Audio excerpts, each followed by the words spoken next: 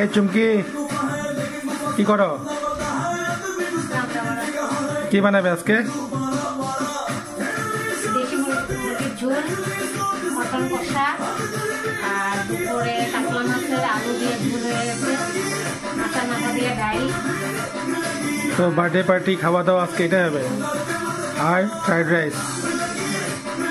ঠিক আছে, ভিডিও বানাও। তো সবার আগে আমি দেশি মুরগির ঝোলটা বসাবো।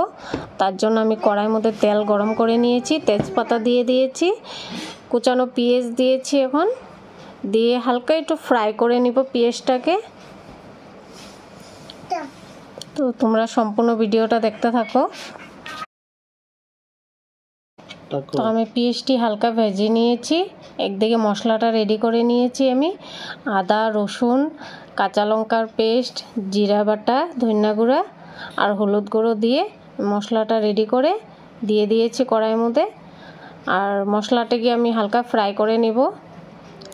তার পাশে আমার মেয়ের ডেকোরেশন করছে আমার বার্থডের জন্য।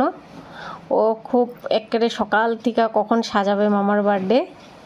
তো এদিকে আমি চিকেনটাকে বসিয়ে দিয়েছি, দেশি মুরগির ঝোল। তো তোমরা দেখতেই পাচ্ছ ফ্রাই হচ্ছে এটা।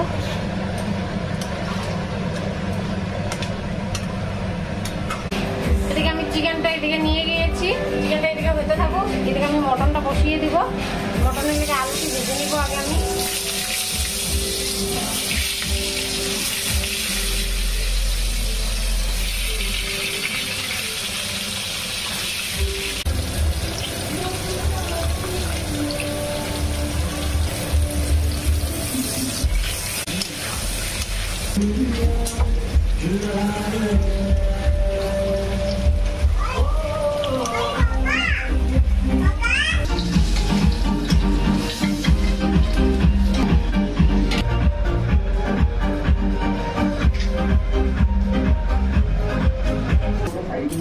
এই যে মটন, এখন মটনটি বসাবো আমি।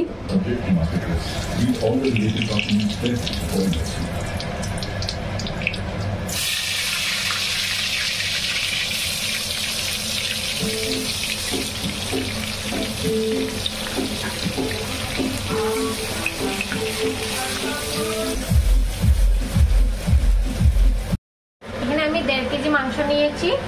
তো 1.5 কেজি মাংসের লিগে আমি এখানে মশলাও রেডি করে নিয়েছি পরিমাণ মতন।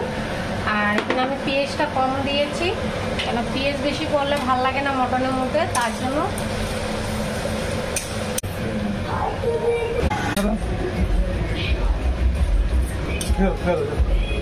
হ্যালো,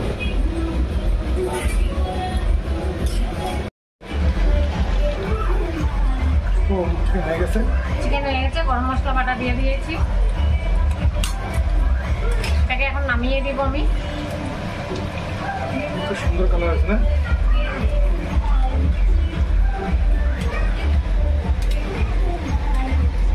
এদিকে আমি দুপুরবেলায় আলু কাতলা মাছ বানিয়েছি, আলু দিয়ে, আলু টমেটো দিয়ে বানিয়ে রেখেছি। কেন কি একা হাতে এত রান্না আমি রাত্রেবেলা করতে পারবো না বলে, তার জন্য দুপুরে বানিয়ে রেখেছিলাম। আমার এই বার্থডে আমি নিজে রান্দা খেতে হয়। মটনটা কষানো হয়ে গেছে, জল দিয়ে দেব।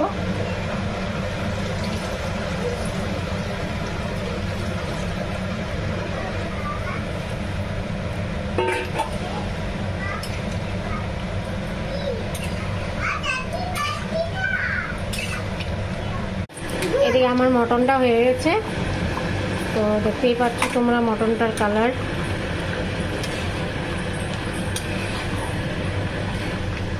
কেমন হয়েছে তোমরা কমেন্ট করে জানাবে। আর ভিডিওটা ভালো লাগলে তোমরা লাইক শেয়ার করে দিবে। আর আমাকে প্লিজ তোমরা আমাকে সাবস্ক্রাইব করবে ভিডিওটা ভালো লাগলে। আর প্লিজ তোমরা একটু সাপোর্ট করো আমাকে। এদিকে আমার মটনটা হয়ে গেছে। তারপর আমি ফ্রাইড রাইসটা বানিয়ে নিয়েছি। আর একদিকে বেগুনি বসিয়ে দিয়েছি। আমার হাতে তো বেগুনি কোনোদিন ভালো হয় না, তার জন্য আমার ঠাম্মা এসে বেগুনি করে দিয়েছিল। আর এদিকে আমার রান্নাবাড়া কমপ্লিট হয়ে গেছে। তোমাদের ভিডিওটা ভালো লাগলে একটা লাইক শেয়ার করে দিবে। আর ভালো থাকো, সুস্থ থাকো।